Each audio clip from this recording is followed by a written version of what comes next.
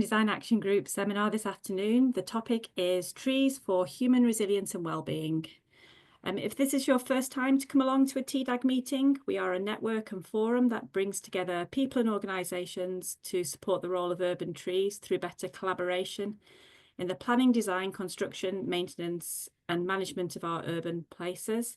Sharing best practice and evidence-based information is really important to us, so that's why we have our speakers today. But, sorry, I just noticed a question. That's why we have our speakers today. Knowledge exchange and cross-sector working is really important. If you have any comments, please add them to the chat. If you can answer someone's question, please do so in the chat. I'd like to thank our partners for partnering with us on this event. So that's the Institute of Chartered Foresters and the TCPA, the Town and Country Planning Association. Now, without any further ado, I'd like to hand over to my colleague and today's chair, Dr. Suzanne Bartington, who is a clinical associate professor in environmental health from the University of Birmingham. Suzanne and I work on lots of large interdisciplinary projects related to health, clean air. And Suzanne is also an honorary consultant in public health, the Clean Air Champion for research, UKRI research within the UK, and also leads the Institute for Global Innovation and Clean Air theme at the University of Birmingham. So Suzanne, over to you, and thank you very much for chairing today's session. Thank you, Emma, and thank you to the team for this invitation.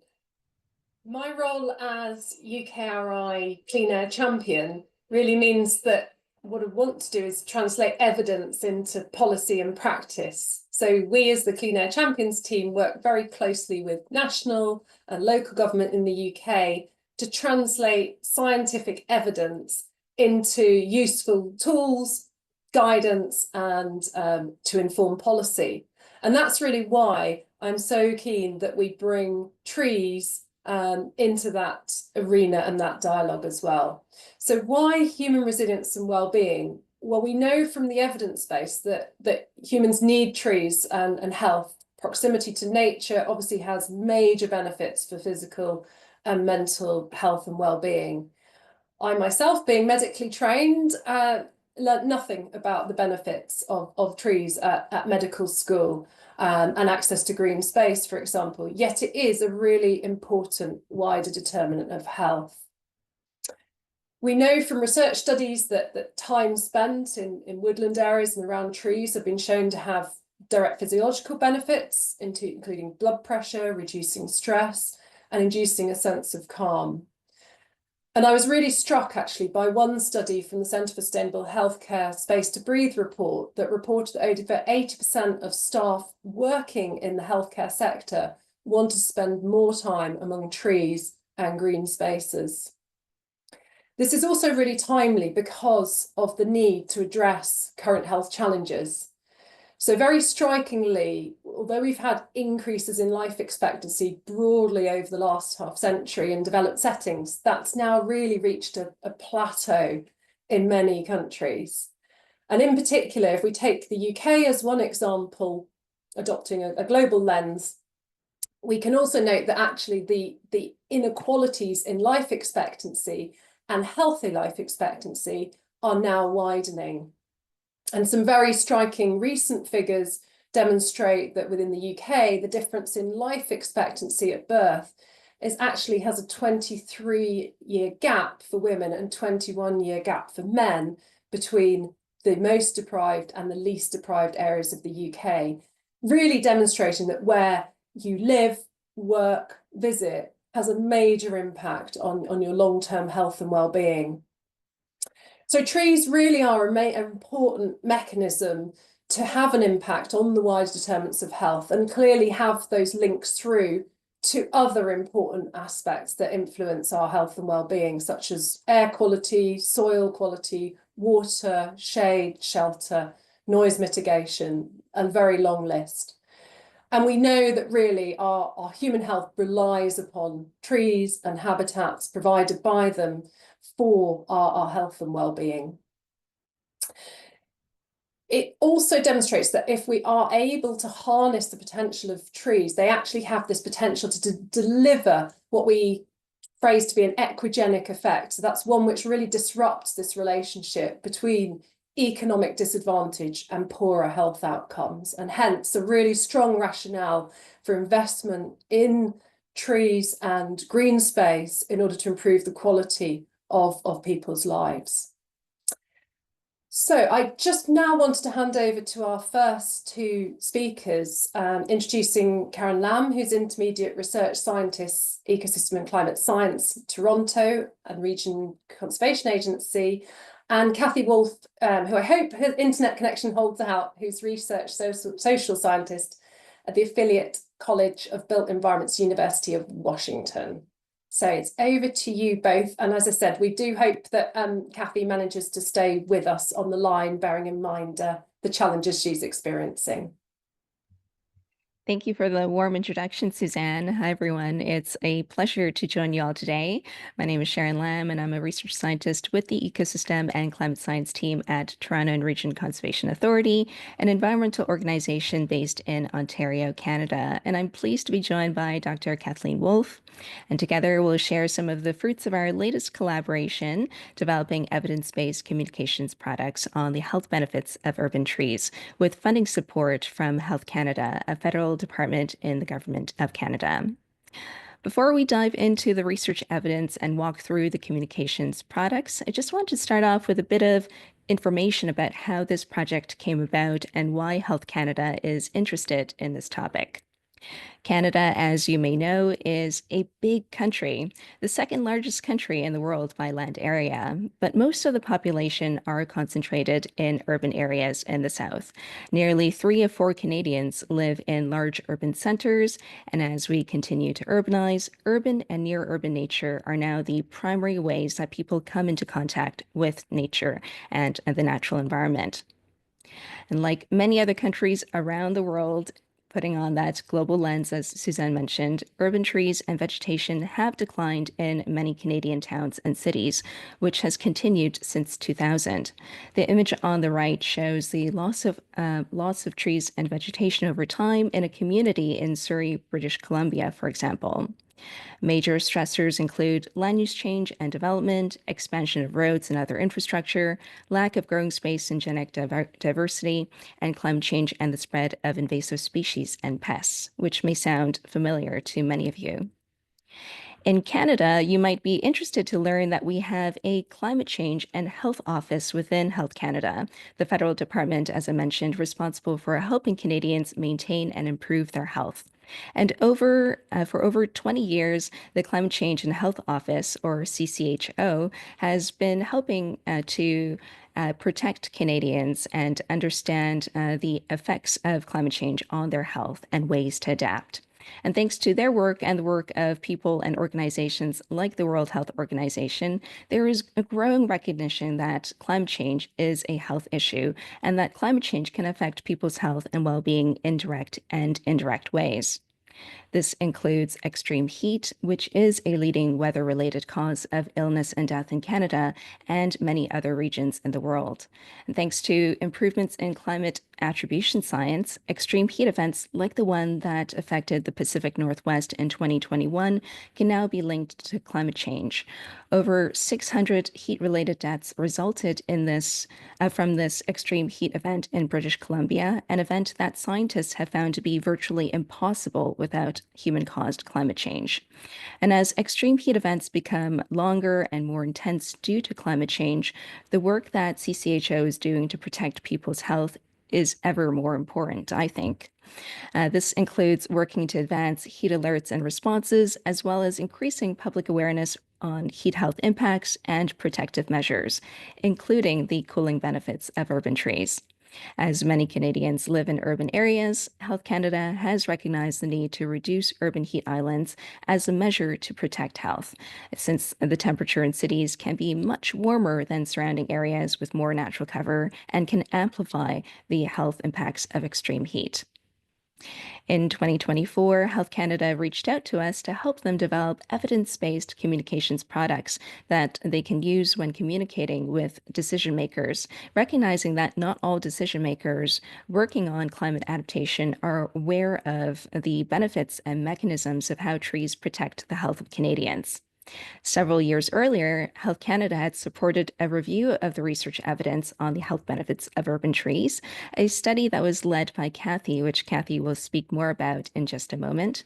So these products were intended to build on that research evidence, and with Kathy's support, we were also able to build in some more recent research evidence based on a rapid review conducted by Kathy. Once we had some draft products, we reached out to reviewers in Canada and abroad, and thanks to reviewers like Sue, who saw value in these products, we decided to make them publicly available so that they can be used widely and not just limited to communications with decision makers. With that, I'll now pass the mic over to Kathy, hoping that Kathy is still with us to walk us through the research evidence on the human health benefits of city trees and forests. Kathy, over to you.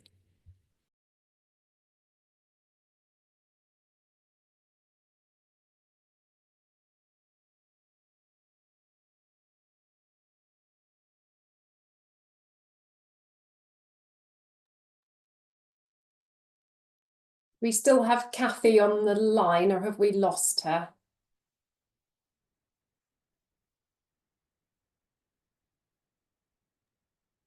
Suzanne, I could see Kathy and now I can't.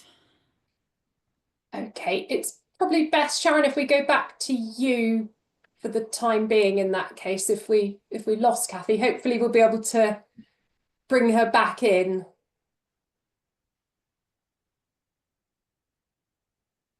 You're just muted, Sharon. Thanks, Suzanne. No worries. And hopefully Kathy can join us once she regains power. So I'm just going to briefly walk through what Kathy was going to present. And that is a scoping review that was completed in 2020 on urban trees and human health to carefully collect and synthesize the peer-reviewed evidence concerning urban trees and human health. And this was developed jointly with support from Health Canada and the Canadian Forest Service, as well as the U.S. Forest Service. Kathy, I see that you are back. Yes. All right. I will attempt to do this. I don't know how long I can hang on, but hoping for the best. Hello, everyone. And it's a pleasure to share some of the work that I've been able to do in partnership with Sharon and various Canadian organizations. The review that we prepared, a multidisciplinary author team review was, if you will, a filtering, which is typical of academic publications, from thousands of articles based on keyword search, then to review titles and abstracts, to a science quality assessment, and finally at least of about 200 studies, which was that content was then synthesized into the article. Next, please.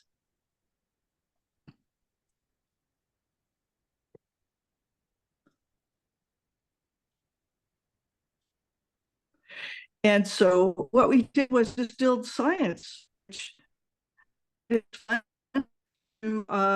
or is not leads to as much enjoyment as other distilled but nonetheless, we learned a great deal. Next, please.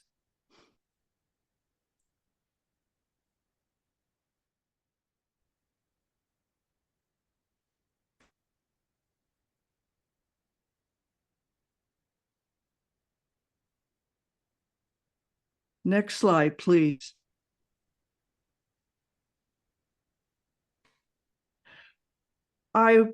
Because of the lag in time, I will not speak at length about the slide other than to say we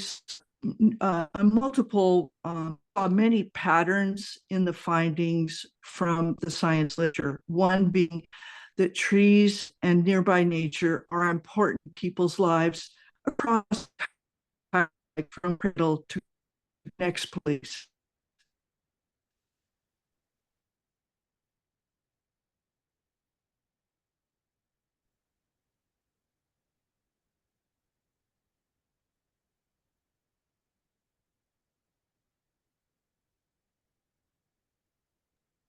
I think we may have just lost Next, you again, please. Kathy. I'm sorry to interrupt. I think we just lost you on the slide dosage, nature, places and programming.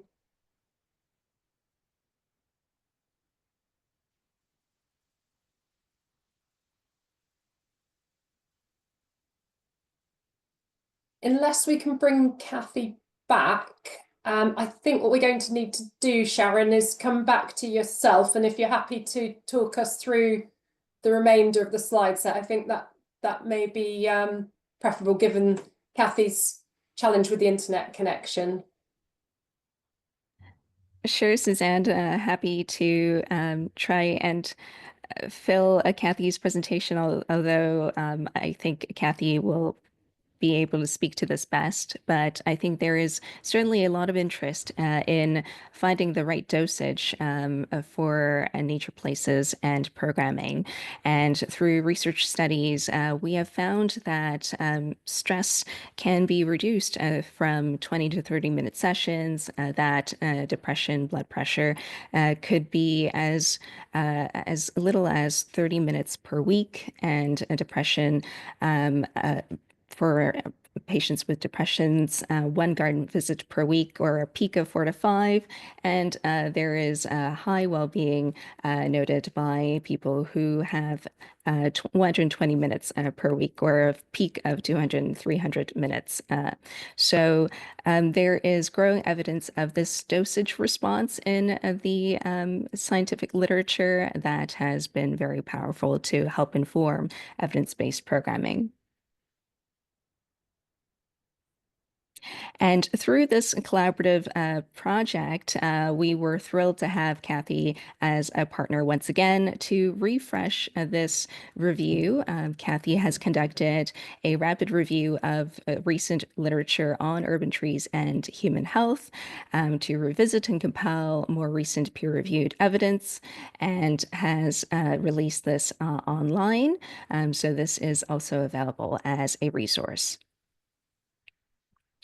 And here are some of the key messages from this rapid review that Kathy has found, emphasizing the importance of planning and the role that planning has in protecting and enhancing trees in communities and neighborhoods everywhere, as well as a focus on urban heat and thermal comfort, a focus that Health Canada was very interested in, and how trees are related to urban heat reduction and improvements in thermal comfort.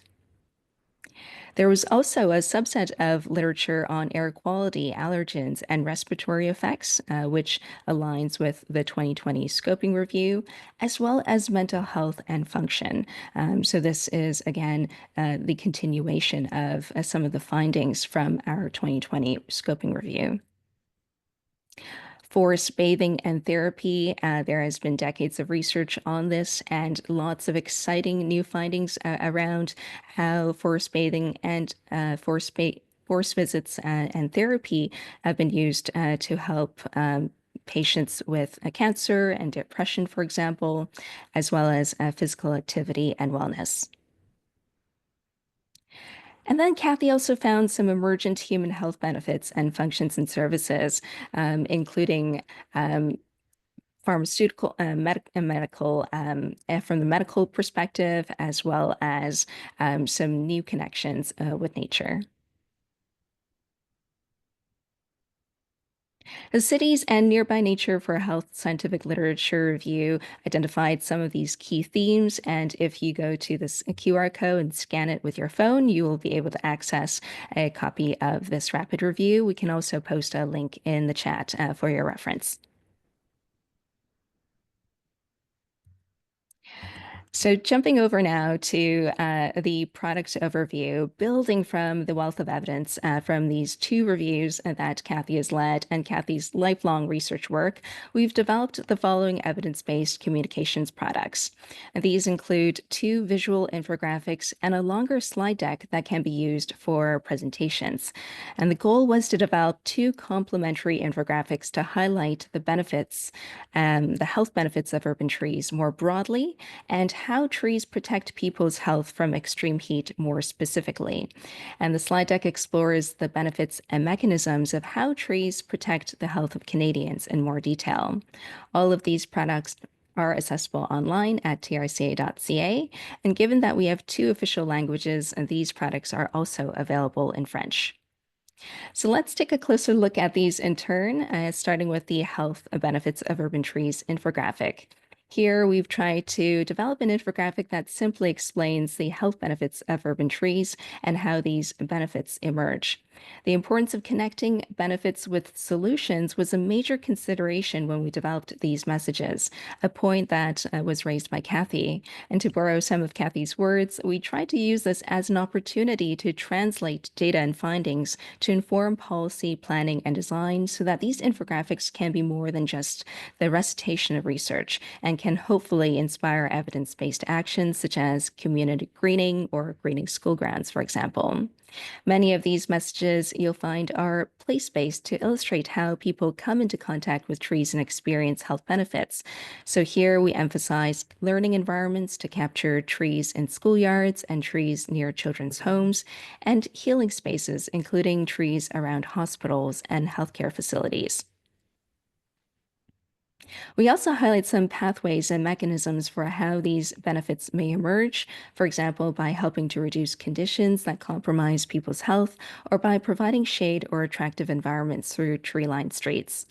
And we would be remiss if we didn't also include a message around climate change in this infographic. So the message on the bottom right speaks to storms, droughts, pests, and other climate-related hazards that can impact urban trees and why collective stewardship is important. In terms of design considerations, we focused on legibility, making sure that the text is legible even when the infographic is inserted into a presentation. Visual hierarchy was another key consideration, how readers would navigate the words and images on the page, and references was important for Health Canada to ensure that the messages can be traced back to the research evidence. So we've included a QR code at the bottom of the infographic to help direct viewers to a list of references. The second infographic seeks to explain how trees protect people's health from extreme heat. While climate change is already making extreme heat events hotter, longer, and more frequent, trees offer natural cooling benefits that can help protect people from heat-related illnesses and deaths. And this is especially helpful in urban areas which tend to have less vegetation and more built-up surfaces than surrounding rural areas. We highlight that a local tree canopy has been linked to fewer heat-related ambulance calls during extreme heat events, and that some researchers have suggested that this may help offset increases in premature deaths under a changing climate. We also emphasize the importance of mature trees and the greater benefits that they provide, and note the co-benefits of energy savings when development is carefully planned around trees, which also links to climate change through greenhouse gas reduction. Another key consideration for this infographic was the importance of recognizing that impacts and benefits are experienced differently, and that some people can be more vulnerable than others. For example, under all ages, we know that extreme heat can be especially dangerous for infants, young children, and the elderly, and that well-shaded outdoor spaces can help keep people safe from excess heat and the sun's harmful UV rays. We also highlight the importance of protecting workers who must spend long hours outdoors, such as those who work in construction. And we also highlight what solutions can look like on the ground, such as taking breaks from heat under the shade and creating accessible green spaces close to where people live. And once again, a list of references is available through the QR code.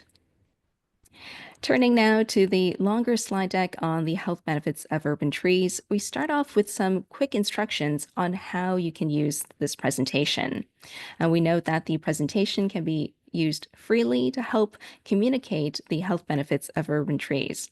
Depending on your objectives and target audiences, you can use all or part of this presentation, edit or delete slides, or distribute and share as they are. The slide deck is organized into different sections, and this outline slide provides links to each section for ease of navigation.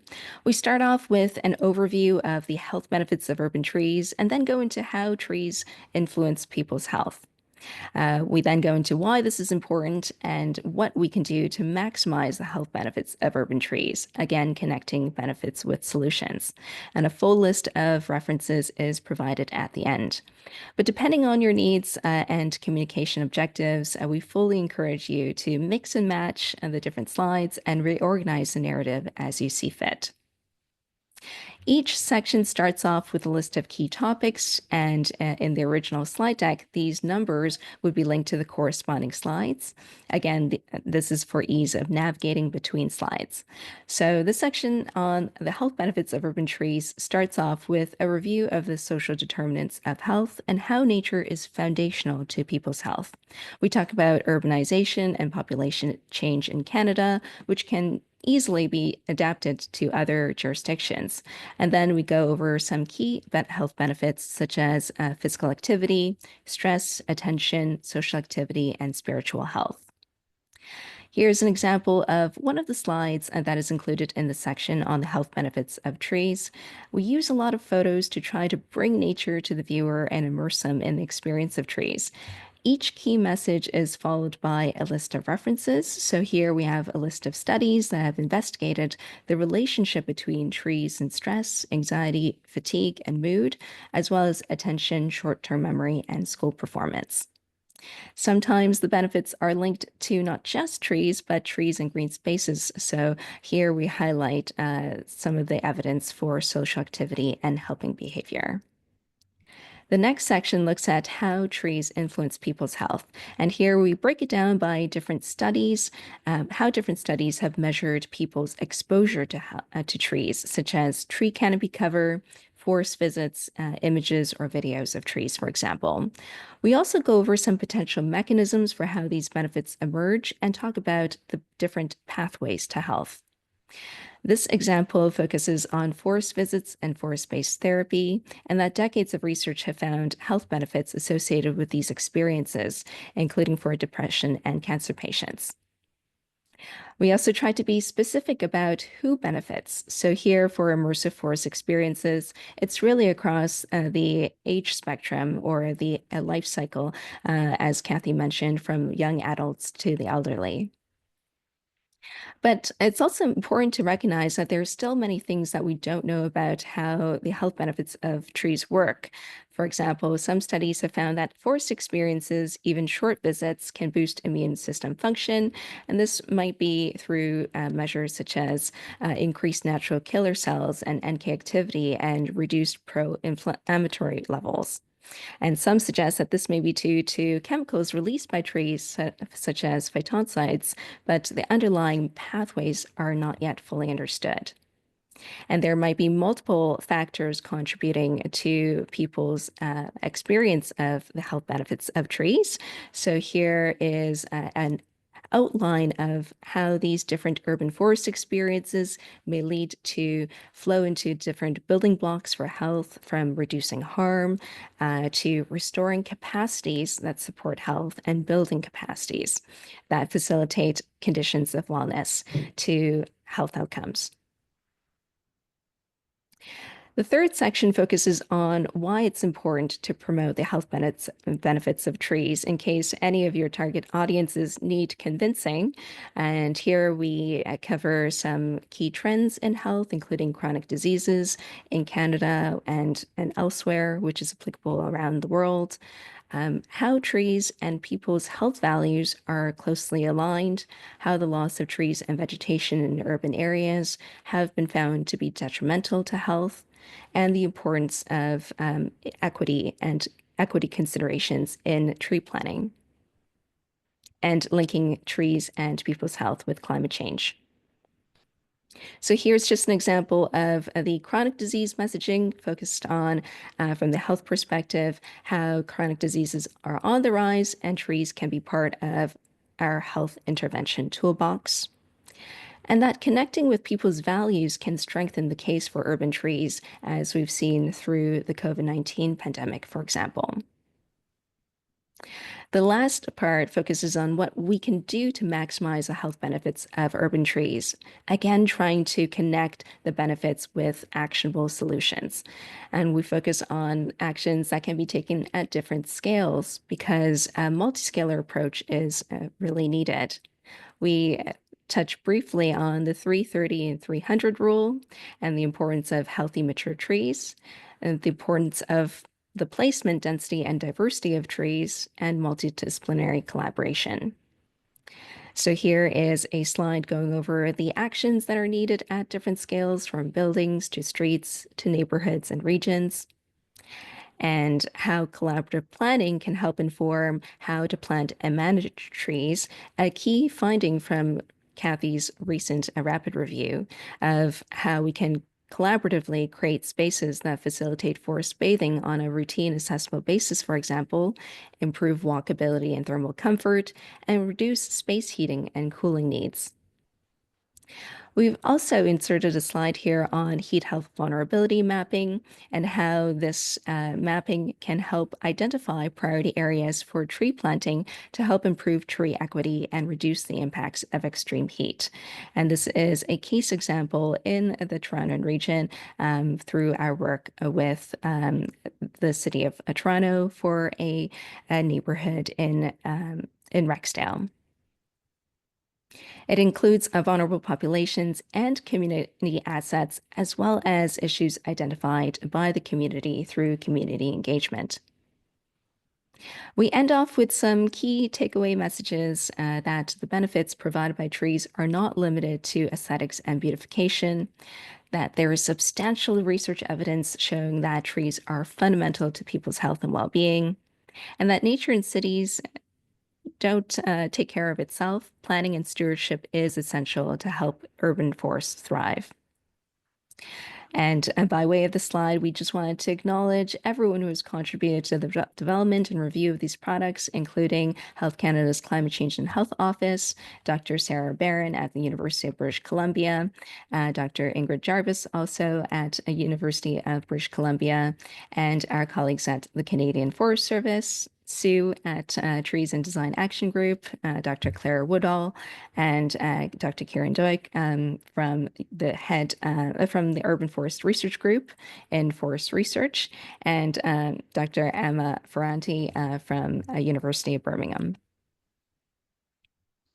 And lastly, you'll find the list of references where they are located for ease of reference. In terms of how these products can be used, these are just some ideas, thinking from the perspective of my own organization, for example. We do a lot of community engagements and outreach, so these could be perhaps printed and handed out and shared at workshops and community engagements. The slides and infographics can be incorporated into courses and training materials. They have already been cross-posted online by various partners, for example, by Durham Region's Health Department, a region in Ontario, Canada, under extreme heat resources, for example. And they can also be shared on social media or during specific times of year, such as during extreme heat events. With that, I'd like to turn back to Suzanne, and thank you everyone for your attention and patience.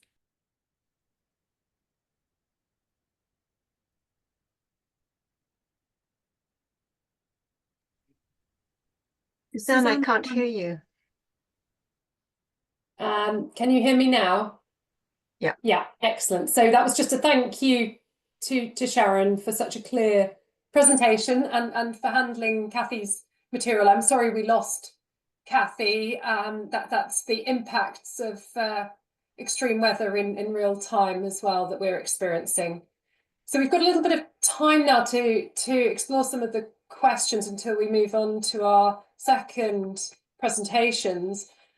I just wanted to reflect briefly, Sharon, the material you outlined really demonstrated the use of the academic evidence base and then taking that forward into policy and practice through tools. And I think that is just so important that we enable policymakers to make these decisions and to give them the best available evidence to do so. So there are a number of questions that have arisen around that sort of impact process itself. And I should also say that, of course, the link to the TRCA health benefits of urban trees is also in the chat. So we often talk in terms of translation of evidence into practice as creating tools which are useful, usable, and used. And that can not always be very easy. So we had an important question here from Simon O'Dell about we have the knowledge and we have a strong evidence base, clearly an expanding evidence base, but a very clear and consistent one. How do we get that mainstreamed into practice? And also, how do we overcome the barriers to development as well? I wonder if you wanted to take that first of all. That's an important question, and just wondering if someone was coming online to expand on that question or not. Simon, if we have you on the line and you wanted to pick up on that and expand on it, please do. Sorry, I can't see you on my screen at the moment. Can you hear me? Yes, we've got you there. Yeah, go ahead. Yes. So, well, I mean, I've been in the game a fair while, and I've seen so many fabulous, and this is another one, studies that demonstrate we ought to be doing this. It's just that we don't seem to have the have learnt quite how to change people's minds. We don't have the right story to tell, or we don't have the way of going about convincing people that this is important. I mean, even in a situation where health services, for example, in the UK, nationally funded ones are struggling, and some of these interventions or therapies would be quite a lot cheaper. We haven't been able to get the health service to adopt them as standard. So I'm just wondering whether there have been complementary studies. I'm sorry, I'm competing with someone else, I think, there, voice in the background. I wonder if there have been complementary studies on what I would call the theory of change, really on what works and why, in order to make sure that we can get all this fabulous stuff to actually change people's hearts and minds, and that this becomes more important than other things like the growth agenda. That's such a great question. Thanks for coming online and expanding on the question, Simon. I think it's important to recognize and picking up on your point about stories is that as misinformation, disinformation is widespread nowadays, I try to remind myself that facts don't change people's minds, it's stories that do, and telling more of these stories about local stewardship and success stories from elsewhere are very helpful. Showing these images of what can be possible of greener neighborhoods, more accessible green spaces, and how we can work together to create a better living environment, connecting it with people's values for clean water, clean air, and better health, protecting themselves and their families from extreme heat. I think it's connecting with values of decision makers, but also community members, and whether you're working at the neighborhood scale or through policies, I think it's these actions across different scales that we really need to push the needle. Thanks, Sharon. And perhaps we can come back to that in the discussion at the end as well, because it's so important. It's experienced across a whole range of different areas where the evidence base is there and is established, yet it's actually changing policy and practice that we need to understand better. And that theory of change is one of those approaches that can be used to do that, and sharing best practice about what works where and why as well. So thank you very much, Simon, for raising that really important question. We had a couple more questions just in the chat that I wondered if, Sharon, you wanted to pick up on, specifically about sort of applicability. So in terms of the infographics, how applicable would those be in the UK? And then linked to that as well, a sort of broader question about, are you seeking feedback from users and then measuring that in terms of impact as well. So if we perhaps just take that, and then I'll go to Naomi after that. Thank you. Thanks, Suzanne, and thanks for the question. I think through Kathy's connection with Trees for Design Action Group, we were able to connect with Sue and others in the UK. So thanks to our reviewers for their invaluable input and helpful feedback. We hope that the infographics, because it draws from global studies, are applicable to different contexts. There is a focus on Canadian trends, for example, that, as I mentioned in the presentation, can hopefully be adapted to local contexts as needed. But I think the health benefits of trees are applicable in the UK and elsewhere. And we certainly would love to hear any feedback on any suggestions you might have or how you're using the infographics. Please feel free to reach out if you're interested to connect. Great, thank you, Sharon. And I just wanted to go to Naomi, who's got her hand up. Naomi, would you be happy to ask your question? Hopefully we've got a good connection for you as well. Yes, Please go ahead. it's more of a follow-up on what Simon was offering. I'm a practicing urban forester, and I've been doing this for over 40 years. And where I have seen success, and it's not just health, it is the entire relationship, the connection between trees and people in the urban environment, is it really requires intimate connections, teachable moments. We don't go out into the community enough. And having a presence in the community where you're sharing information with communities in a digestible manner, being a resource to help them realize visions and goals is opens the door to sharing knowledge. And that requires a lot of effort and a lot of hand-holding. But what you end up with is an informed advocate. And that is the best way of changing policy, not just from the voice of the professional, but from the voice of the citizen who pulls the lever at the voting booth. So I'll stop there. Thank Sharon, I'll just invite you to share any comment or reflection on that point, which was very well made. Thank you very much, Naomi, for coming in there. Just well said. Thank you, Naomi. So before we move on, I just was going to pick up on a couple more points that have been raised, and thank you for everyone who's added to the very rich discussion in the chat as well. Thank you. And we did have a specific question around sort of disbenefits as well as benefits. And I just wondered, in terms of those trade-offs, Sharon, how do you consider they are captured in terms of the health benefits of urban trees, and how do you really handle trying to quantify those potential disbenefits as well as benefits, because we know there are potential trade-offs as well?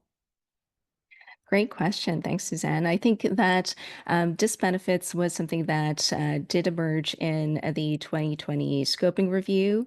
And I think that this is where collaborative planning and planning with intention and planning with the community is so important, thinking about how trees impacts and benefits can differ and be experienced differently by different people, and also bringing in different professions and multidisciplinary collaboration to bring in those different perspectives is so very important.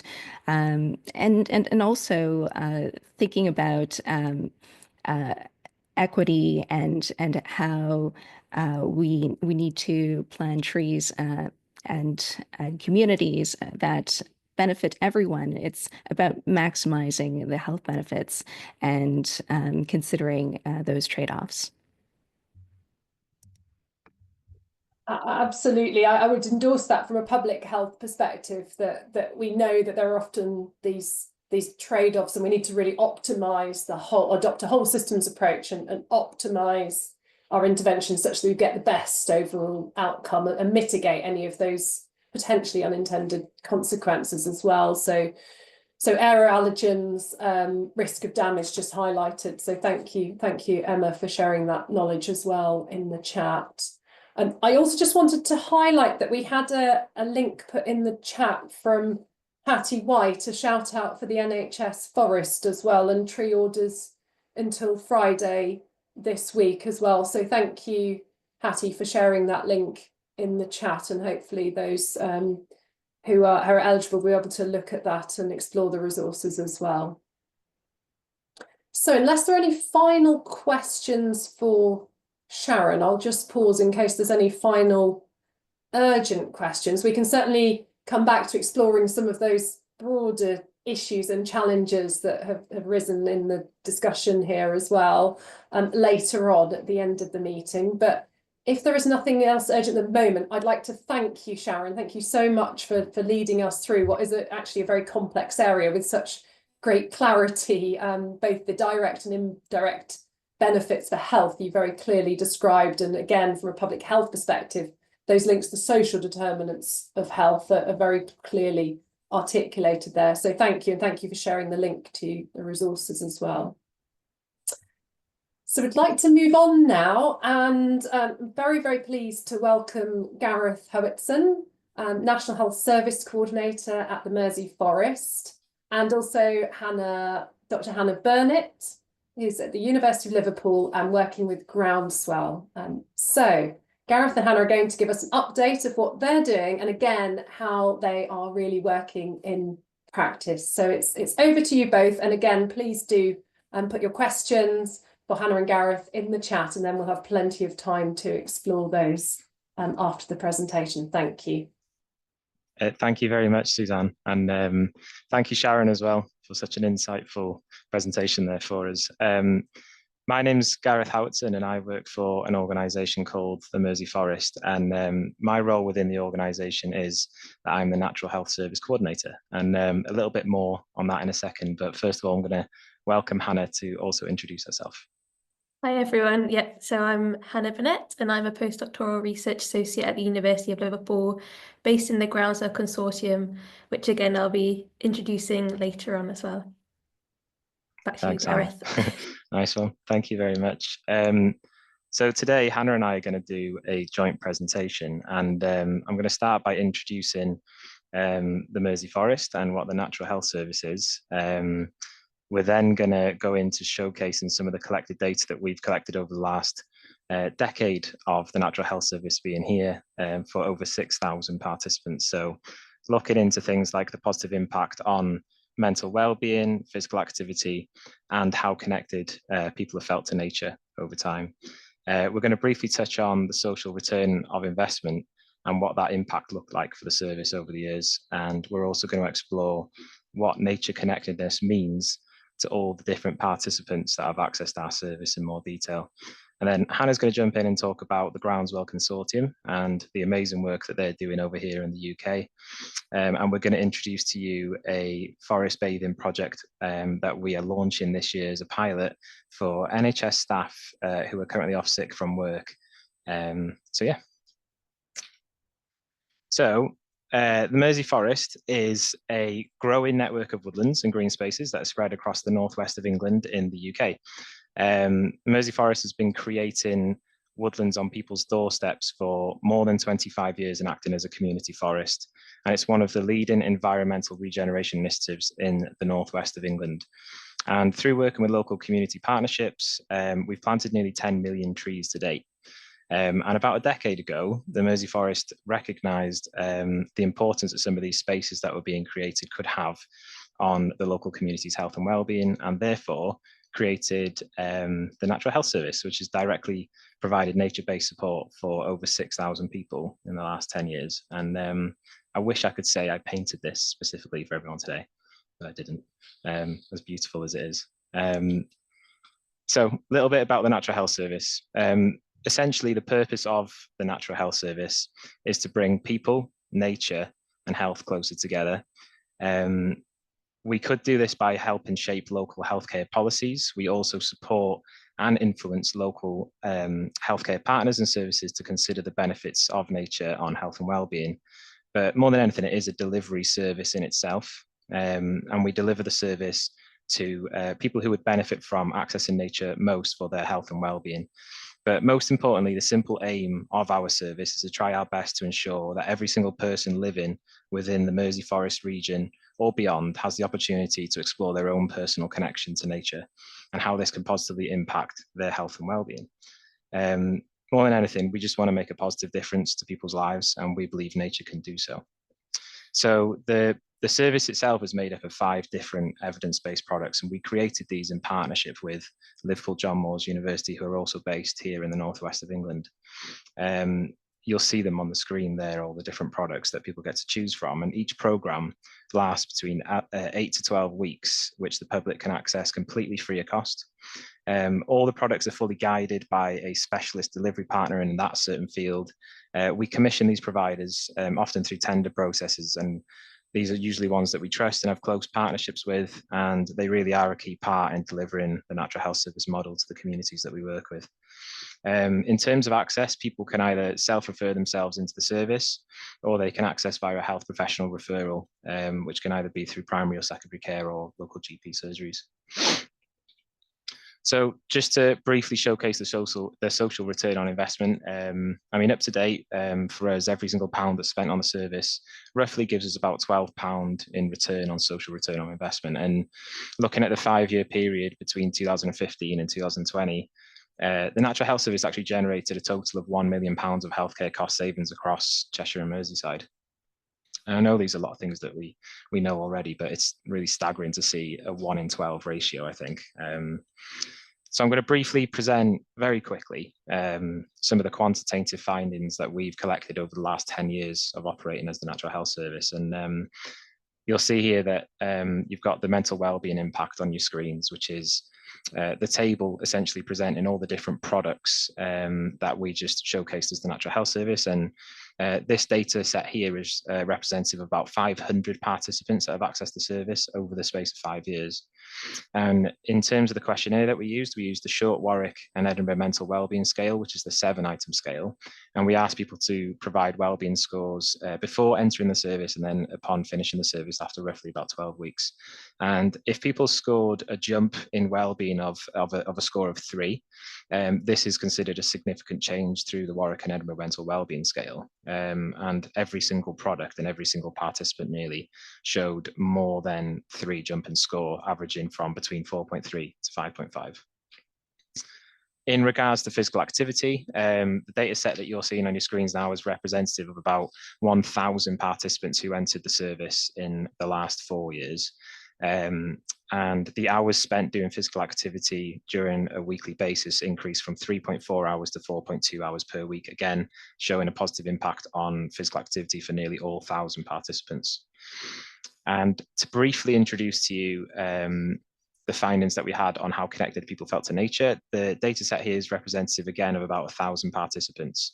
And we asked participants how often they felt connected to nature at the start and end of the 12-week activities with the Natural Health Service. And everyone's scores jumped from roughly about 3.9 to 4.3 out of a maximum score of 5. So this gives us a really quick and general picture of the impacts that we all know nature can have on people's health and well-being. I mean, it's nice to see it on such a large study. For you're looking at over 1,000 to 6,000 participants all showing positive impacts in all of those areas, which is staggering, but also something that we're all aware of. But there are also ways for us to delve deeper into understanding exactly why and how this is the case. And I want to spend a little bit of time doing this now. So we do also collect a lot of qualitative data. And essentially what we're doing with that is we are opening the floor up. And, you know, as Simon and Sharon were mentioning before about how important stories are, we give out all of our participants the opportunity to say, well, here you go, write a couple of paragraphs. What is it personal to you? What did you enjoy most about the sessions? What was it about the sessions that you connected with the most? We're really intrigued to find out. And we've got roughly about 1,200 responses, individual responses from all of those questions that we wanted to kind of sieve through. So with the help of Liverpool John Moores University, they've recently conducted a thematic analysis for us. So essentially picking out themes from all of those paragraphs put together. And it was a hell of a job because there's so much there on paper. But they did it, and the findings have been extremely useful for us. And we're hoping to have that impact report finalized soon, and I will share that with everyone as best as I can once we get our hands on it. But the thematic analysis that they conducted was essentially to discover what it was that people connected with when attending our sessions and try and find out what that means. So it was found for us that there were a number of key facilitators that were identified, which focused on connectedness. That seemed to be the main theme, both in terms of social connectedness and also how engaged people felt directly with nature, so connected with nature. So it was found that these connections are the key drivers to the positive impacts associated with the Natural Health Service. So participating in the activities provided individuals with an important opportunity to socialize, interact, and also connect with others within their local community. So the social component of the Natural Health Service products and activities was an aspect that was highly valued. And individuals reported that this was the area that they enjoyed and benefited from the most, which was the social component. So the reason for this was because it was seen to provide an opportunity for participants to share and discuss their problems with others. So I guess what we're really saying is that the reason people were able to fully connect with nature in the first place when taking part in our activities is because nature offers a safe environment for them to connect with others socially. We noticed that people quite often showed less social anxiety in our sessions. And I suppose it got us thinking, are people able to connect with each other in nature easier than they would do if they were in an indoor environment? So looking at the findings for that 1,264 responses, it suggests that nature is a key element to allow people to connect with each other. And in doing so, connecting with each other, was a key element to help them understand the problems that they were each facing individually. So I guess if we're looking at it, if you were to remove nature out of this equation, we've got to ask ourselves the question, would people be less likely to share personal experiences with each other? And vice versa, if you removed people from the equation, people would not only be able to socially connect with each other, in this case, nature facilitated social connection in the first place, and therefore a greater connection to nature. So just to quickly summarize on this before I pass over to Hannah, all of that qualitative data that we kind of collected there, it suggests really that everyone who attended our sessions, they all showed a different connection to nature. So for some, it was the social connection that mattered the most for them. For others, it was the connection to the natural world directly. We also found that for others, it was the fact that they were being guided by someone, so our delivery partners, to overcome fears of being in nature on their own, and also being taught how to actually connect to nature in their own way. So I guess in our experience, there are loads of different ways you can engage someone with nature and its benefits. For us, it's about creating an environment that is flexible to offer most of these aspects to everyone who attends so that each individual can connect to nature in their own way. So according to all of our findings, it could suggest that people's personal connection to nature can also be fluid, meaning their individual reason for connecting with nature may well change over time, depending on personal circumstance. But obviously, there's no doubt that from our research, there are a wide range of positive effects connecting people with nature. It's just important that we're able to tailor that connection the best we can to the individual. So I'm going to pass over to Hannah now, if that's okay, Hannah. Thanks, Gareth. Yeah, so I'm just going to introduce the Groundsel Consortium and some of the work that we're doing with the Mersey Forest and focusing on green spaces and trees and woodlands. So the Groundsel Consortium is a UK Prevention Research Partnership funded group of researchers and partners from the government, industry and the third sector. So there's 9 universities involved in Groundswell, and we have 3 main city hubs that we're focusing on. So that's Edinburgh in Scotland, Belfast in Northern Ireland, and also Liverpool in England. So some of our partners' logos are on this slide. So obviously Mersey Forest, also Wirral Council, the Liverpool City Region Combined Authority, Canal and River Trust, different NHS partnerships, Green Space Scotland, many partners, which is great. And this photo just shows some of the researchers and partners involved in Groundswell, which was in our annual retreat in Liverpool last winter. So it was great to get everyone together. Next slide, please, Gareth. So Groundswell is interested in urban green and blue spaces and the impact of these on health and well-being, with a particular focus on reducing health inequalities and non-communicable diseases. So we are establishing important baseline health and environmental factors across the 3 city hubs, and layering kind of co-produced existing data and interventions. So one of our focuses in Liverpool is on administrative health data. So we're looking to link GP and hospital admission data with green and blue space environmental metrics, which currently isn't available in England at an individual level. So that's something we're working towards. We have 7 different work packages within Groundswell, which are on that image.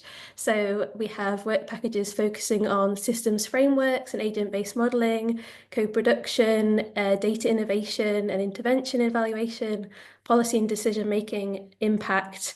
And then we've got health inequalities, which kind of underpins all of the work that we do. So the timeline at the bottom just kind of shows where we're up to. So we were awarded the funding in 2021, and then since then have been working with partners and communities to develop data tools, community training and evaluating different impacts on health and well-being. So now we're heading towards kind of the end of our funded period. So we're looking to hopefully influence and inform policy change if that isn't too ambitious. Next slide, please, Gareth. Thanks. So a bit about our innovation fund, which is where we're working with the Mersey Forest along with some other projects. So the Groundswell Innovation Fund was set up last year and so far has had 2 rounds of funding, and it was set up to support local community projects focused on improving and maximising the health benefits of urban green and blue spaces, which we're all interested in. And it's based on our 4 guiding principles within Groundswell. So looking at health and inequalities, creating a virtuous cycle of research, policy, implementation and active citizenship, co-production, as well as acknowledging complexity of urban environments and how communities live within it. Next slide, please. So a bit more about Innovation Fund, where we're up to. So through this fund, we've awarded funding to 16 different projects across the 3 cities. And these are all linked with our Groundswell partners, so the logos from the first slide. The projects last around 12 months with a theme of growing together. So they're all focusing on green and blue space, health and well-being. And there's always a Groundswell researcher to kind of support on the project, especially with the evaluation component, which is involved within those 12 months. Next slide, please. So just focusing on Liverpool, which is where I'm based. So we funded 6 Innovation Fund projects. The 4 in grey were from the first round of funding, so some of those are nearing the end now. And the 2 in blue are the newest projects in Liverpool that have been awarded funding at the end of last year. So I'll go into a bit more detail about them because coincidentally, they both focus on trees and woodlands and healthcare settings. So I'll talk about those a little bit more. But the pictures on the bottom are from our current Innovation Fund projects that are coming to the end. So some of those were focusing on introducing canal and paddle sports into a pupil referral unit in North Liverpool. Another one was working with visually impaired individuals and getting them out onto the canals. We worked with a neighbourhood panel at Dock Branch Park, which is in Birkenhead, on the Wirral, and getting their thoughts on a new park that's being developed in the area.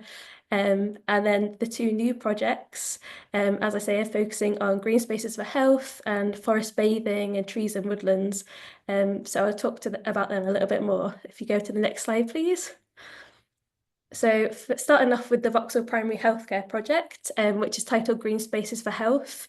So this is based in a GP practice in North Liverpool. and they're looking to introduce walking workshops with kind of patients in the local community on site, as well as edible landscapes, so doing some gardening and growing, and a big focus on nature connection, so getting people out into local green spaces and developing new green spaces. And one part of this project is to plant some trees. So you can kind of see on the image on the right that there's kind of 3 points just next to this quite main road backing onto the GP practice, where they're looking to plant some kind of tree screens to hopefully reduce some of the air pollution coming from this main road towards the GP practice. So that's one part of the Innovation Fund project. And they're working with geography students at the university here to look at air quality monitoring and see how that changes with this kind of tree added. And they're quite interested in airflow modelling, so thinking about how the tree screen could potentially affect airflow, so whether that's positively or negatively. If anyone has any kind of expertise on that, then that would be great to hear. So I'll pass it back to Gareth to talk a bit more about the Mersey Forest Innovation Fund project. Oh, thanks, Hannah. So I'm just going to conclude the presentation by introducing to you the project that we're going to be launching this year. So this is a collaboration project, and you can see all the partners on the screen that I'll run through in a second. But this project is because of the Groundswell Innovation Fund and the amazing work that Groundswell have done as a partner for us in not only just providing data sets and research to help us develop our own policies towards the way we react and deliver sort of nature-based interventions and health impacts across the region, but this is also an opportunity for us to create a new evidence base, especially here in the northwest of England, and we're really excited for it. So I'll just run through quickly what this project is about, what we're hoping to find, and hopefully it'll be useful for you all. So the collaborations between ourselves, we've also got Journeys in Nature, which is one of the commissioned delivery partners who are accredited in specialising in delivering forest bathing, as well as 25 years plus years of experience as a cognitive behavioural therapist in the NHS here in the UK. We've also got the Centre for Sustainable Healthcare partnering up on us with this as well, who do a lot of amazing work in all of our hospital grounds here in England as well, in creating and maintaining and making use of the green space that is surrounding those hospitals. We're also collaborating with the NHS themselves, so the Liverpool University Foundation Trust here as well, and specifically their occupational therapy department, who are responsible for supporting the health and well-being of the NHS staff in Aintree Hospital in Liverpool. We're also working with Everton in the community this year as well as part of the project, who support people of all ages in the Liverpool region for general health and well-being, as well as mental health support.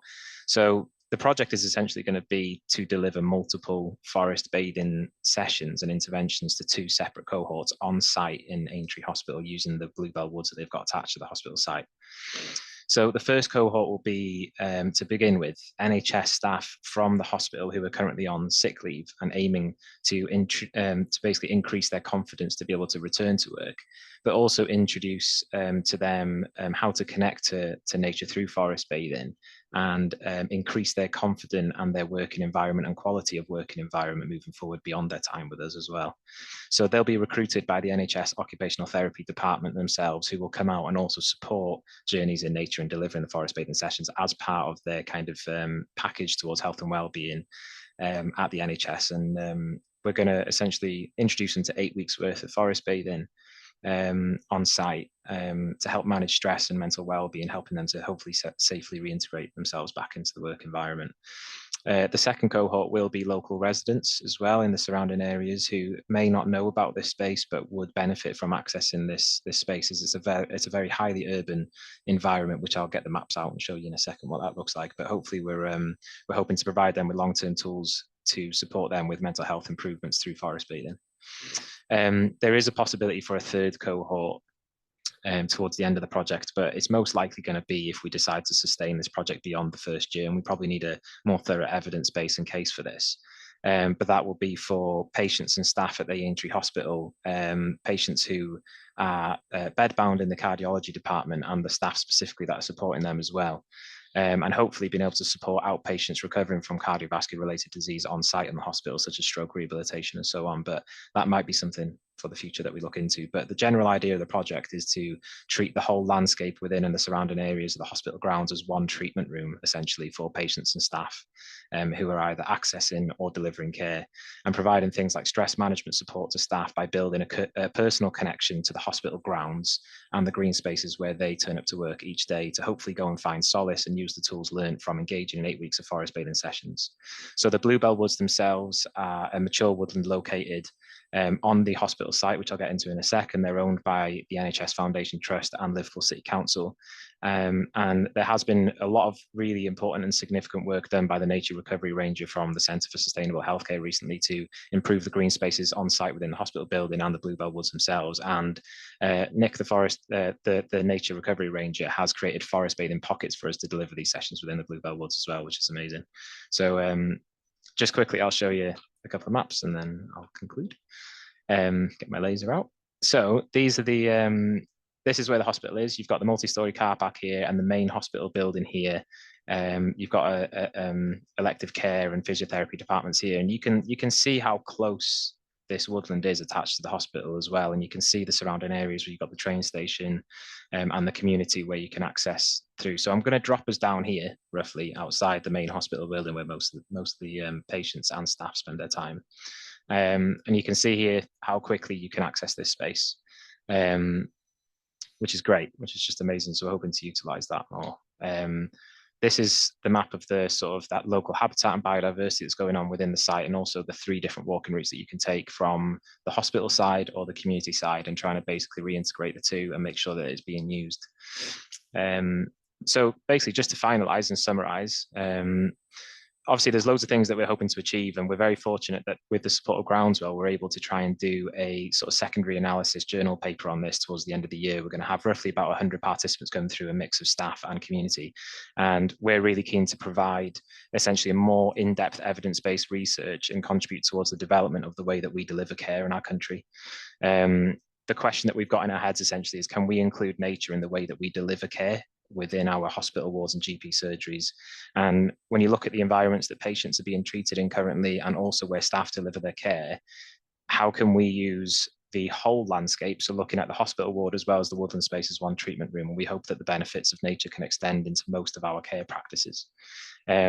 Obviously, hopefully, initially, the pilot project is to help reduce staff sickness within the NHS as a starting point, but also provide an alternative response to care for patients who are in acute recovery. I guess we're asking ourselves, is there a space for nature to be part of people's rehabilitation plans when they're hospital bound? I guess we'll sort of develop that and find out over time. But when we get our findings for the journal paper at the end of the year, we'll try our best to share with everyone, and hopefully there'll be some use in there. So just want to say from both Hannah and I, and I've still got my laser out, thank you very much for the opportunity to share with everyone. And so far it's been amazing today. So I'm going to pass back to Suzanne to deal with any questions and things. Thank you. Thank you, Gareth, and also to Hannah. Another excellent presentation. Lots of interest and comments in the chat. So thank you to everyone who's joined the discussion. And I think just to add as well that the area that you're presenting about does serve, and the health services there serve a very, very deprived population as well. I was just looking at some of the statistics that 1/3 of people living in Cheshire and Merseyside are in the 20% most deprived wards in the UK. So I think it just links through to this narrative as well about trying to reduce the gap in health outcomes. And again, you've presented some really clear case studies about how that can be achieved as well through health service action. Thank you. So I thought we'd pick up on a couple of sort of questions directly for yourselves, and then go back and bring Sharon in as well to explore some of the themes which have emerged across the 2 presentations.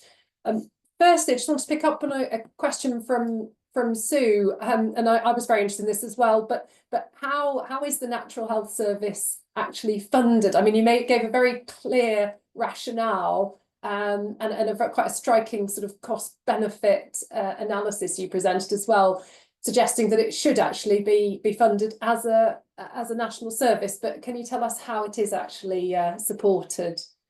Yeah, I'd imagine there's a lot of people sitting here today who are probably in the same boat as well and can kind of relate to this a lot. But because obviously the service is completely free of cost, there's loads of different ways that we try and fund the sessions, and usually it's on a temporary basis, and sometimes it could be through small funding pots like foundation funding, national lottery funding, all the kind of funding pots that we're used to as well.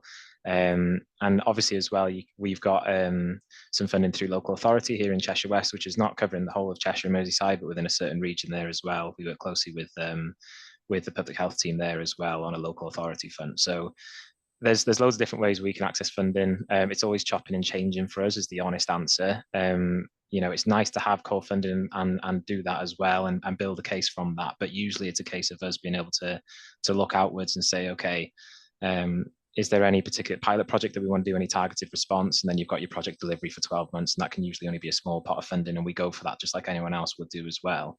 But I think obviously sustainability and consistency with funding is the way forward for everyone for sure. But it definitely needs more resource, I think. But we're working with what we've got is the honest answer. You certainly presented some very compelling evidence towards why it should have that sustainable funding model. I mean, that leads us very nicely actually into the next question for Hannah directly. So what policy changes would you like to see in order to make a real difference? Again, this was from Sue, but I'm sure it's on the minds of many of us listening. No, thanks, Sue. Thanks, Suzanne. Yeah, I think that's a big question, and the answer could go on for a long time with what the changes we want in policy. But I think from kind of Groundsl's perspective, so we've got a work package that focuses on kind of policy and decision making, which I'm not directly a part of. I'm more in the data and kind of co-production work packages, but I can speak to a bit of their work. So I think generally we're kind of looking at it from two perspectives. So one, I know colleagues are speaking with kind of decision makers and policy makers at local council level and kind of and more national level in terms of talking about how they incorporate focusing on green and blue spaces and particularly thinking about inequalities. So making sure inequalities aren't being widened by decisions being made, and just talking to them about their current perspectives on urban green and blue space and health and well-being, and trying to break down some of the silos that I think still exist in kind of councils. So even between, say, public health and planning, breaking those down a little bit and bringing them together.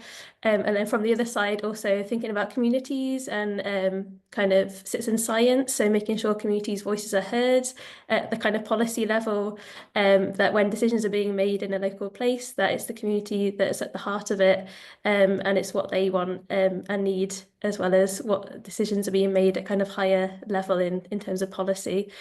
So there are a couple of things that we're aiming for in the next 18 months. Thanks for that question.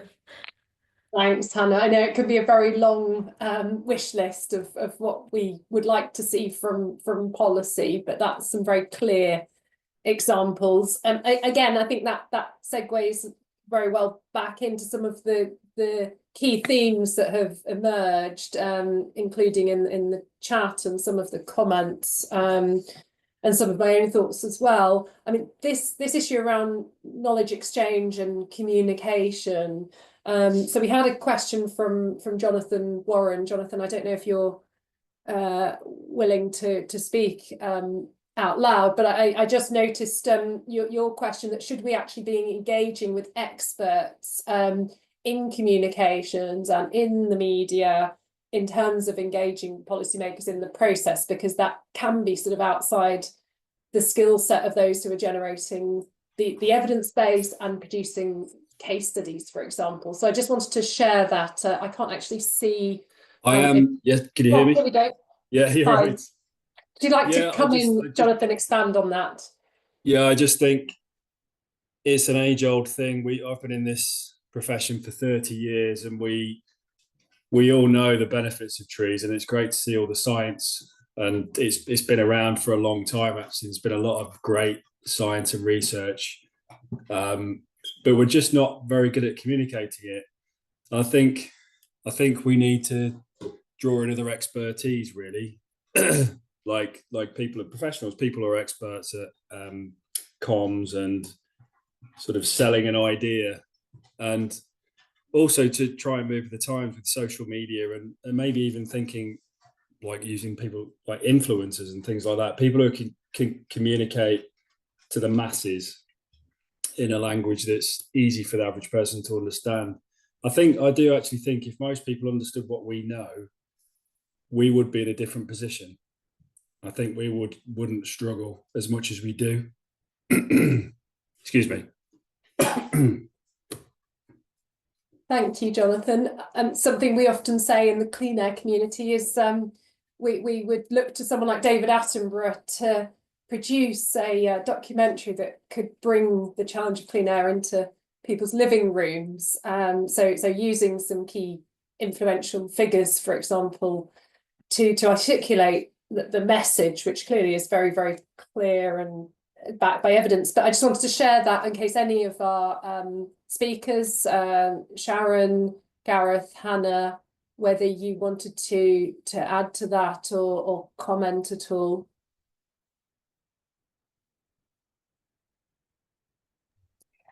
Maybe if I may just add, I think that's a great suggestion, Jonathan. I think we can all become better storytellers in our own ways, and working with communications experts and knowledge translators is very helpful. And I think that it's about crafting those narratives and getting the message out, speaking with friends and family, and I think also finding those trusted voices in our community. In climate change, for example, we've found that doctors and nurses and health practitioners are trusted voices for communicating the impacts of climate change on health. So who are these trusted voices in your community, and how can we work with them to broadcast these messages? Thank you, Sharon. And Gareth or Hannah, would you like to add to that at all? I just want to second what Sharon's saying as well in terms of the key voices and looking at, obviously we do have an evidence base, but when we look at the curriculum towards medicine as well, and looking at the way that we approach treatment when we walk into a GP surgery as well, is nature on every single general practitioner's radar as well as a kind of a core element. And I wonder if we look into that doctoral training, and is nature a key element of that, and whether that can also be an influence. So making sure that, yes, communicating it out is perfect, but communicating it to the right people that can influence that change within the way that we deliver our care as well.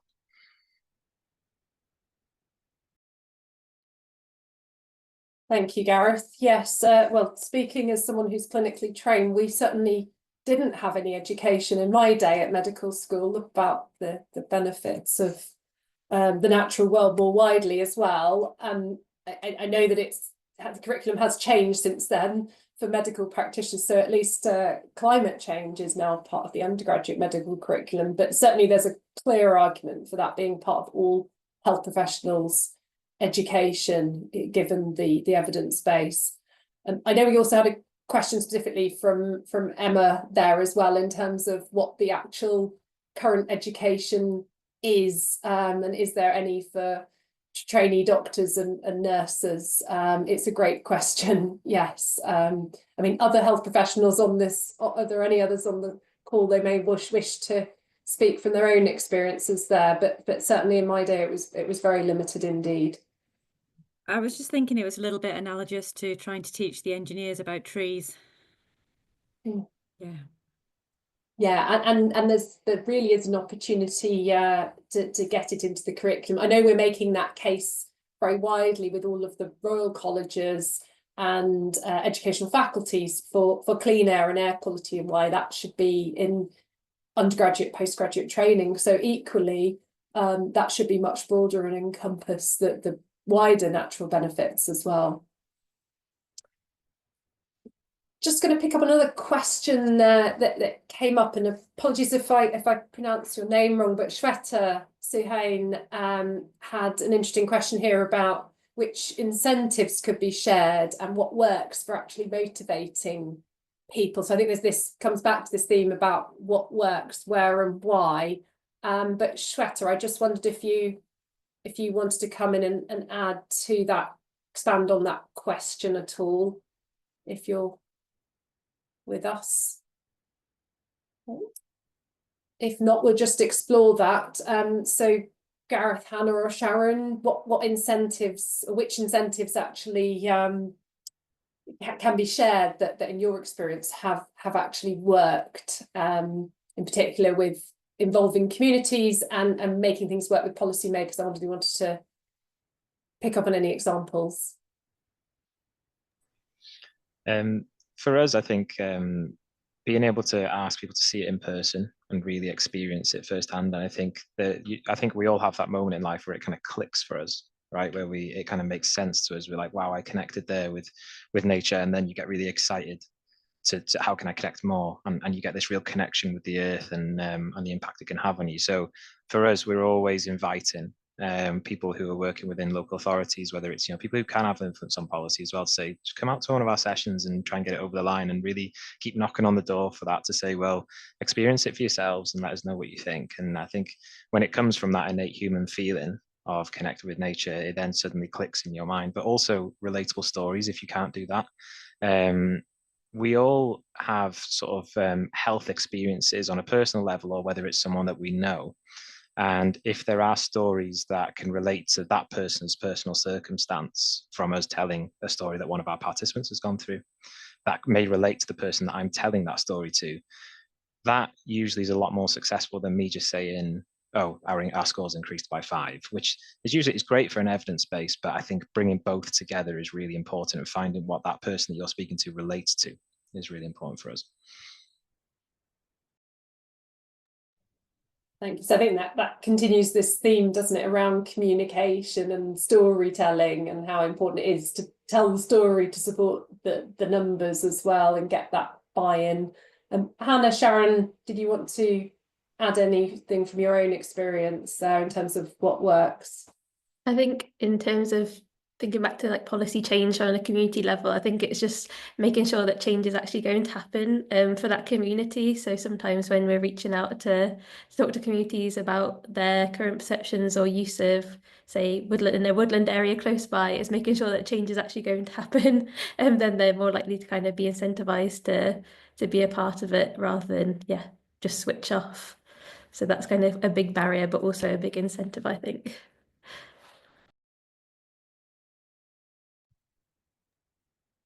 And I know, Naomi, you have your hand up, so I was just going to come to you soon, but I just want to pick up on one other theme linked to what we've already been discussing, which is about these sort of how to get that buy-in and how to overcome these barriers as well. And I noticed an interesting comment from Anthony Mills in the chat about the NHS and actually some of the barriers within the NHS itself, particularly over sort of priorities and land use. Construction is one example on a lot of NHS sites, that there's often new areas being built and clinical areas, etc. I know we have these challenges when we're looking at how to improve air quality around NHS sites, but I just wondered what your any of you speakers' thoughts are based on that, in terms of the role of the NHS as an anchor institution, the largest employer in the UK, for being a leader in this space, and how can we overcome the challenges and get that buy-in from the health service?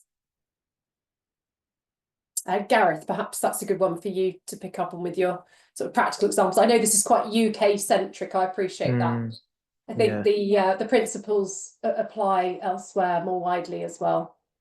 I think they do, and I think it's a really important point. I think it's something that has to happen. But I also know that, I mean, the NHS is huge, isn't it?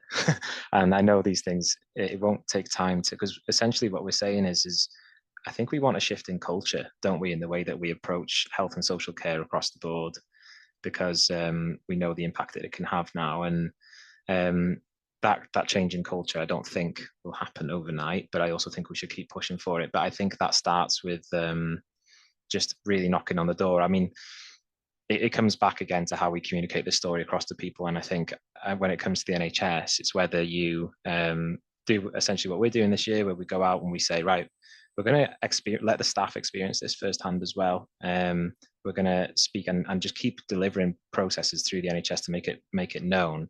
Or you could also look at an integrated care board level as well, which looks across the region, and how much influence they can also have in being a voice for us as well as our NHS charities as well that are based. So I think it's definitely important, but I'm afraid to say I don't have a specific answer as to how I would approach that right now. I'm just, we're going about it and keep knocking on the door every day as best as we can, I'm sure. And you gave some great examples of partnerships where the NHS has worked in partnership with academia, with local authorities as well, to pivot and catalyse what's needed to happen. I mean, one of the other aspects is framing as a solution, of course, to many of the health challenges that we're experiencing, winter pressures, for example, chronic disease, multi-morbidities, all of the challenges that healthcare services in economically developed settings, and increasingly all settings, are experiencing. This is a solution as well. And Sharon, I just wondered if you wanted to pick up on that from your experience in Canada of working with healthcare services, so that we're broadening our approach and not looking at this through too much of a UK-centric vision.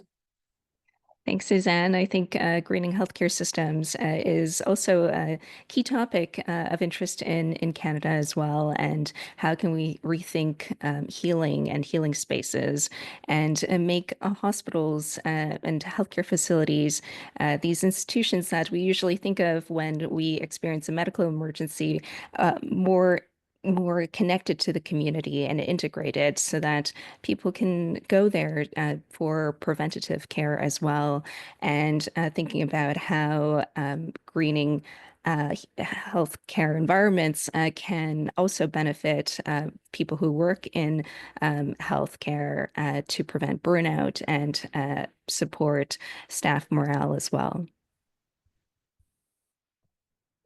Thank you. Yes, I was very struck by the report from the Centre for Sustainable Healthcare that suggests 80% of NHS staff in the UK said they would like to have more access to trees and green space, which really demonstrates the demand is there from within. And actually, again, taking the parallels with clean air, we've seen a lot of change has been driven from staff working from within their organisations and sort of outward and upwards in terms of making the case for change.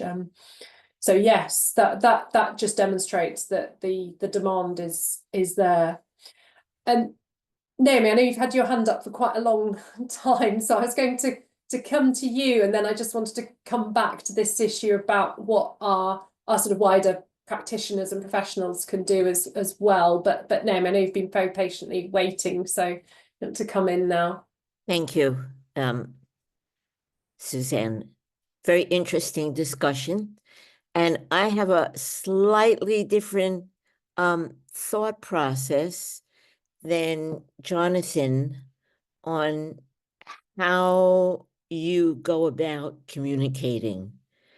And again, it comes back to being a practitioner and having a real understanding of trees and what fosters their sustenance and their well-being.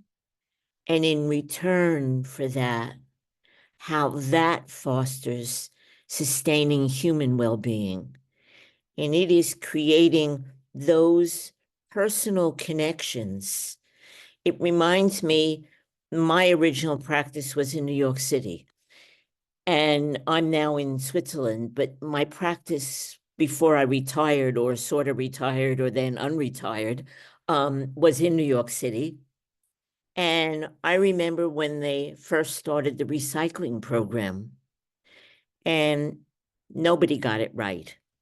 Nothing ended up where it was supposed to end up, and it was totally frustrating for the sanitation department. And then the program went into the schools, and the kids started learning about recycling.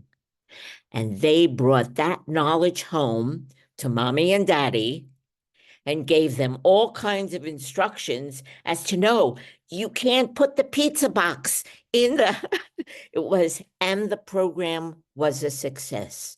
So a lot of what we need to do is to come back to the source, and that's education. And it begins with experiential education, getting our youth to get their hands in the ground, and the whole process of what's under that rock, and stimulating their curiosity and continuing that process all throughout school years, so that you end up with an adult who has a sensitivity and a connection to the environment, to the well-being of the earth, and therefore their own well-being. And that fosters health, not just in the institutions that deliver health, but health from the beginning of our ability to sustain ourselves and our communities. And that's communicating stories, experiential education, intimate personal connections, hand-holding, however you want to deliver it. But it takes all of us. Thank you. Thank you, Naomi, for making that case very, very clearly and powerfully as well. I think that, again, is echoed by a number of questions and comments we've had in the chat about the importance of education. For example, the role of forest schools, the use of school resources as well, and their impact, which I know is touched upon. And also we had an interesting question from Nola as well about passing knowledge down through generations, and why don't we do that as the best approach in terms of educating future generations, and that is the way forward. So a lot here around education, but I'll just pause because Gareth, Hannah, Sharon, education, how do we do it? What should we do, and where should it be delivered as well? Do you want to come in there? I could kind of speak to one of the projects we're working with on Groundswell. So there's a charity in North Liverpool where they've been working with kind of local schools and bringing them out to local green spaces and doing some ball planting. And my colleague just walked past the park today where the students had done the planting last year, and they were starting to come out, the daffodils. And I think when the children walk past them, they just smile and are so pleased to see the impact of like this day's gardening that they've done.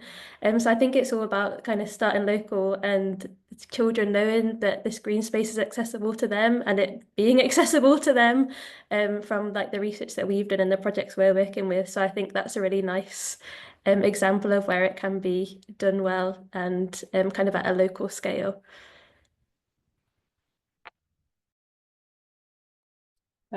Gareth, do you want to pick up on any examples around education, the role of forest schools, for example?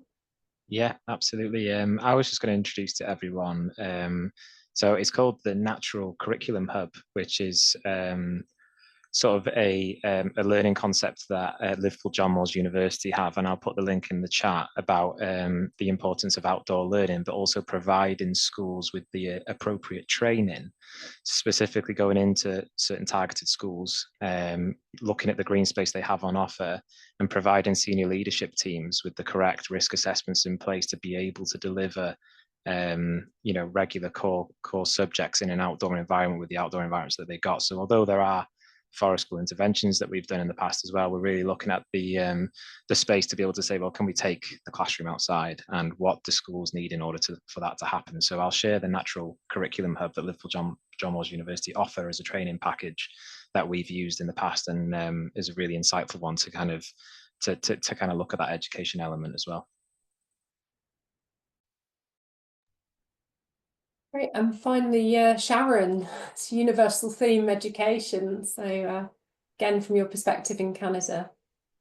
For sure, Suzanne. And I should mention that Toronto Region Conservation Authority is also one of the largest landowners in the Toronto region. We manage and maintain a lot of conservation parks and lands that provide important spaces for recreation and outdoor experiences, as well as experiential learning opportunities that I think we can all agree are very important. How to bridge this disconnect in our increasingly urban lifestyles with nature, but also important to make sure that trees and green spaces are accessible, as Hannah mentioned, so that there are trees near where people live, where children go play, and not just having to go somewhere to experience trees, but being able to experience nature where they are.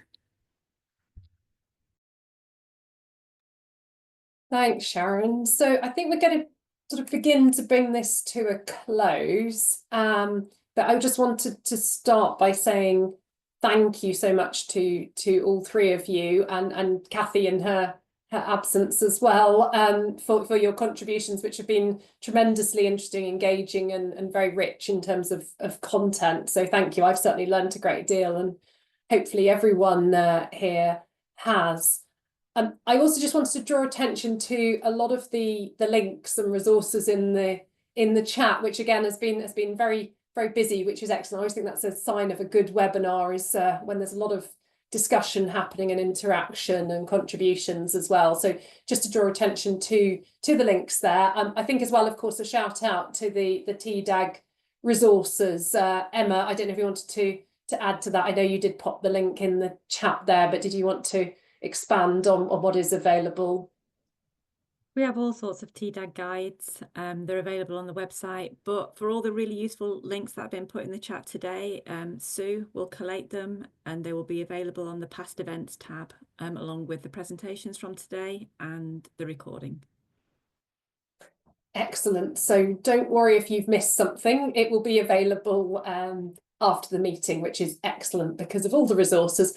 And I couldn't really hand over without also just flagging some of the discussion about air quality and clean air, including links to the NICE guidance. There's NICE guidance for indoor and outdoor air quality as well. And I think really the importance here of this holistic approach and holistic joined up approach to the wider determinants of health and the role of the natural environment has really come across through all of the presentations. So in terms of my sort of closing thoughts, I think key here is really that most of our health and well-being is determined outside health services in terms of medicine and surgery, and medical students I teach are always surprised when I say that 80% of one's health is determined sort of outside the clinical facility, but that is the case. It is the wider determinants of health. It's where we live, work, play, visit, spend our time that really determines our health outcomes. And clearly the evidence base is very strong around the role of trees and green space more widely in terms of health and well-being. But what really strikes me is making that information such that it is used by decision makers and well understood, telling the story, the lived experience, the narrative, but also getting it into the right format at the right time for them to take action. We've seen some fantastic examples. Let's hope we can make that happen at scale.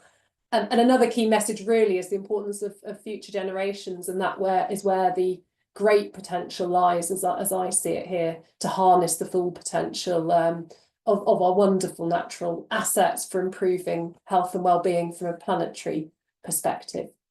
So I'll close there. I just wanted to hand over back to Emma and Sue, and thank you to everyone for all of your questions, comments, links as well. It's been a fascinating meeting, so thank you. I'll hand you back over. Thanks, Suzanne, and thank you very much for chairing. Excellent chairing job. It's not easy with all the stuff that's going on, but excellent. So where have we got to? I think my takeaway is that we need to look a great deal more at our professional education across the board, doctors, engineers, architects, the whole damn lot. We need to be reconsidering some of the things that we ought to know more about. just to let you know, our next seminar will actually be in person at Future Build on the 5th of March. And it's about healthy trees, healthy places, healthy people. So picks up, that continues the theme. Our next online seminar is on the 3rd of April, back at the old normal time of 2 till 4. And that will be on canopy cover, all aspects of canopy cover. And we'll get the details of that along with all past events, all future events on our website, which is very easily navigable. You just go to the top line and see events, past events. You should get all the information you need. We did say we'd keep this meeting open a little bit longer for anybody who particularly wanted to raise anything that they thought we should be doing. The points I wanted to raise that maybe not in our newsletter are that we are actually putting together a seminar on resilience